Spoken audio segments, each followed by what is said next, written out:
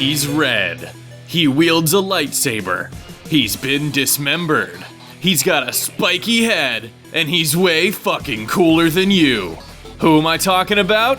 Darth Maul, of course. Just kidding, I'm talking about Zero from the Mega Man series. Will I ever stop making videos about this guy? Probably not, but can you blame me? Zero is awesome. You'd be hard-pressed to find a character from literally anything that has as many ubiquitously appealing qualities. Everything from his origin story to his paint job, from his beam saber to his attitude, demands your attention and admiration. So the title of this video is Why is Zero so awesome? But when I ask this question, the answer isn't simply all the qualities I just listed. I mean, yeah, those things are what make Zero so appealing, but the real question here is, why did the developers of Mega Man X decide to make Zero so awesome? After all, it's not as if he's the main character. You play as Mega Man X, who, while slightly more badass looking than classic Mega Man, is actually rather plain in comparison. Well, fun fact! Mega Man's creator, Keiji Inafune, originally intended for Zero to be the main character of the X series in order to introduce something new and interesting, but ultimately decided that Zero's drastically different appearance might receive a critical reaction, and decided to just go with X as the main character, who would seem much more familiar to fans. Well, he was definitely onto something there. The only critical reaction was that Zero was cool as shit. He may have looked too extreme to act as a replacement for Mega Man, but he fit in amazingly as a side character. His physical appearance, along with his demonstrated power level and his cool, confident attitude, are used as powerful tools to motivate the player, and not just in the first Mega Man X, so oh no. All throughout the series, you're put side by side with the Red Maverick himself and are forced into a proverbial dick measuring to see if you are anywhere near as awesome as Zero.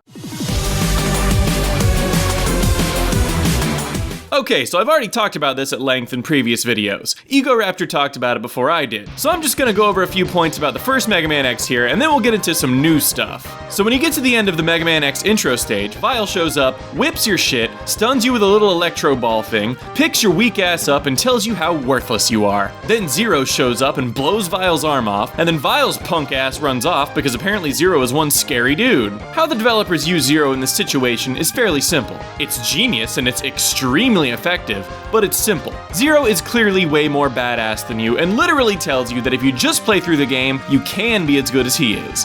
And there it is, the carrot on the stick.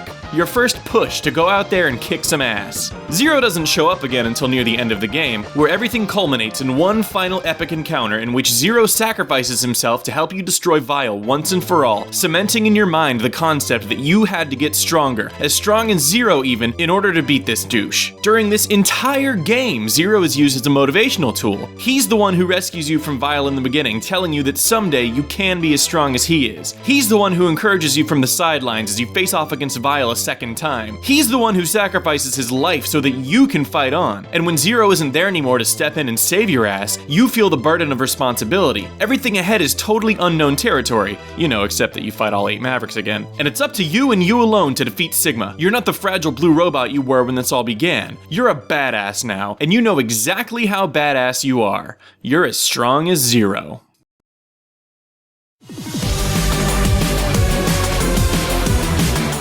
Mega Man X2 rolls around a couple years later and Zero's still super dead. The game gives you a nice little prologue to outline your mission, and after a quick intro stage sends you off to fight the 8 Mavericks. Business as usual. It's not until you've destroyed a couple bosses that things start to get very interesting. This trio of shady-ass Mavericks called the X-Hunters appears and claims to be in possession of Zero's parts, which can only be recovered if X can defeat them. Yeah, I bet you're motivated now. What a mindfuck this is, right? Who are these bastards? Why do they have Zero Senpai's body? What's gonna happen if you get all his parts back? Will Zero come back? Or God forbid, what'll happen if you can't get his parts back? So many questions! And what's the only way to find out? By playing the game! What's interesting about this source of motivation is that you already had a mission. This game has a prologue, a setup, a backstory, but then this far more personal goal falls upon you. You want to bring Zero back at all costs. Not only because he's such a beloved character, but because he was an active contributor to your success in the last game. He wasn't just a passive character that chimed in with words of encouragement from time to time. He actually stepped in and made a difference where it really counted. And with this knowledge, you can only assume that bringing him back in X2 would mean the same thing. Zero will help you win, and doing this without him shouldn't even be an option the player considers. The catch is, you gotta beat the X-Hunters, and they're not easy. But regardless of your degree of success, it's not until the very end of the game that you get your payoff, and it is so worth it. Scenario 1, you recovered all of Zero's parts. You make your way into a boss room, and Sigma appears, accompanied by what seems to be Zero in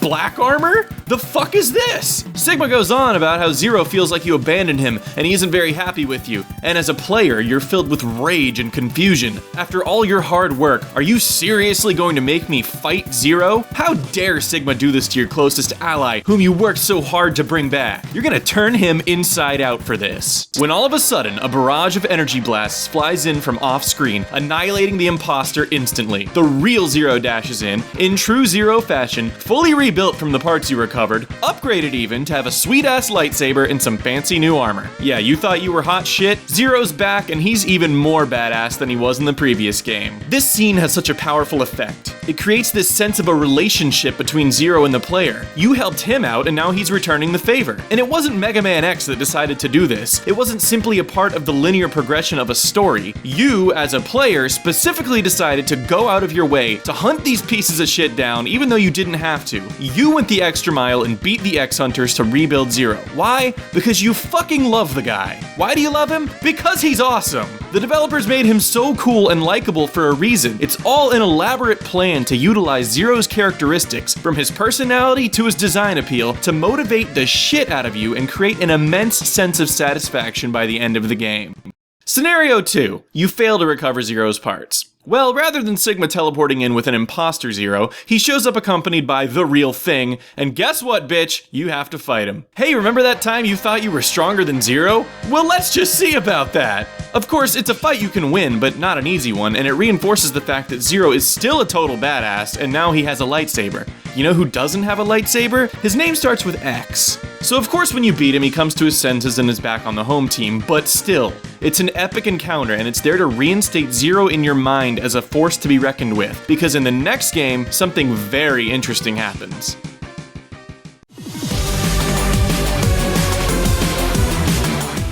The way Mega Man X3 starts out is a breath of fresh air. X and Zero together at last, riding into battle on a giant fucking bee, because why not? So X starts unloading into this bee with his little lemon shooter, and Zero's basically like, wow, this is taking too long, and slashes the thing once with his saber, and it comes crashing down to Earth. And the second they land on the ground, the glaring difference in awesomeness is rubbed in your face like never before. Just look at the two of them side by side. Zero is this hulking red beast of a robot, and then there's little old blue X with that derpy smile on his face. So you head off into this intro stage, and it's pretty standard stuff until you get about halfway through and encounter this purple fuckbot named Mac. I'm assuming he's an Apple product. This guy basically does to you what Vile did. Freezes you in a little electro ball and carries you off somewhere. Shit, who's gonna save X? And in a dramatic moment, complete with epic music, a hole is blown open in the ceiling, and who should fall through it? Zero, of course. And you sit there for a second like, sweet, Zero's here. He'll save me. And then you're like, why isn't he moving?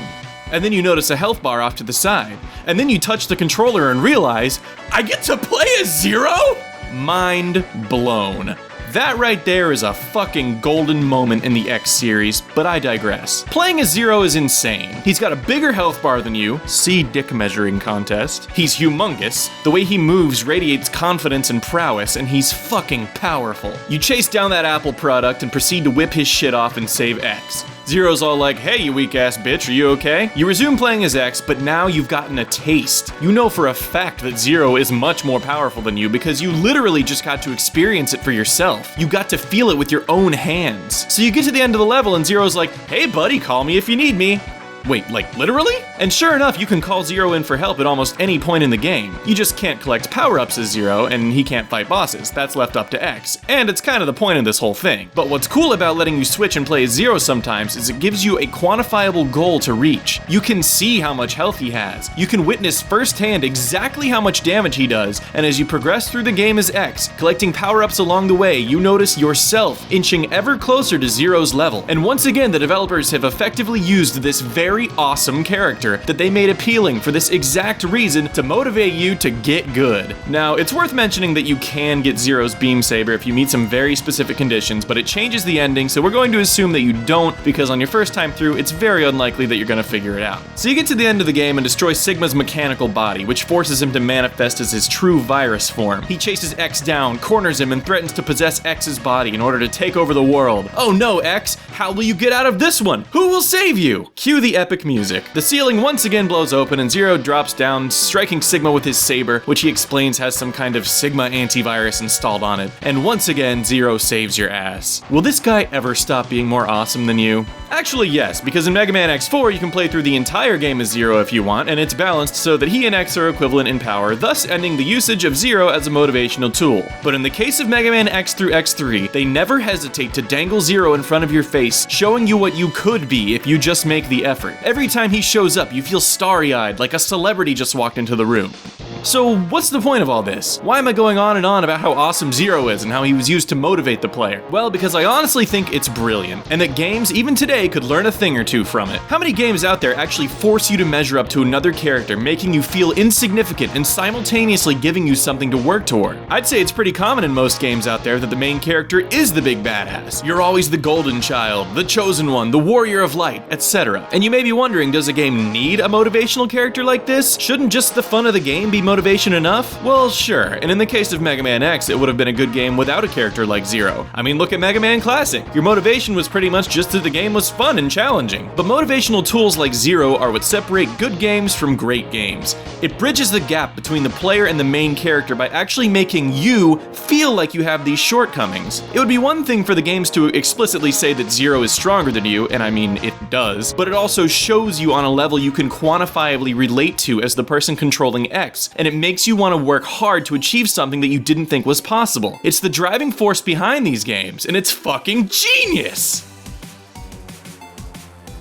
Anyway, thank you guys so much for watching this video. I really enjoyed making it because I obviously have a huge crush on Zero. So I hope you guys liked it, and if you agree with me or disagree with me or have anything you want to add to my argument, feel free to leave me a comment, and make sure you give this video a nice big thumbs up and share it on social media and Facebook and Twitter and shit. And if you're not subscribed to this channel, well, you better do that or I'll kill you! Bye.